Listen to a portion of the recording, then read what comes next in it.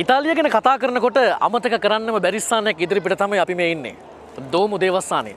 යුරෝපයේ සංස්කෘතිය ගැන කතා කරනකොට යුරෝපයටම ආවේනික වූ ශ්‍රී විභූතිය ප්‍රෞಢ සංස්කෘතික ලක්ෂණයන් මැනවින් උකහාගත් ස්ථානයක්. මේ ශ්‍රී විභූතිය මේ අපූර්වත්වය දැක බලා ගන්නට මෙම ස්ථානයේ දිනපතා පැමිණෙන විදේශිකයන්ගෙන් කවදාවත් අඩුවක් වෙන්නේ නැහැ. බැලූ බැල්මට මොවුන් එක විදිහට තමයි අපිට පෙනෙන්නේ.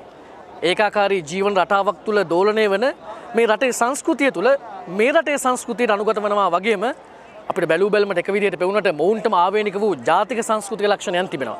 ඒ තුළ තමයි විදේශ රටක ඔවුන්ගේ අනන්‍යතාවය මේ රටට පෙන්වන්නේ. ඒක හරියට අපේ හැඳුනුම්පත වගේ.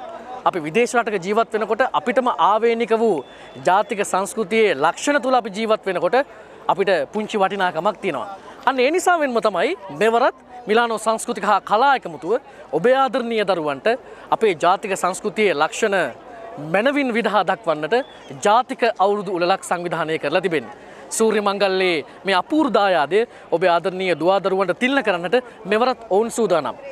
අපූර්ව තරඟ රසක් සමග වටිනා ත්‍යාගභෝග රසක් පිරිනැමීමටත් මෙවරත් ඔවුන් සූදානමින් සිටිනවා. ඒ නිසා අනිවාර්යෙන්ම මේ අවස්ථාව නැති කරගන්නට එපා.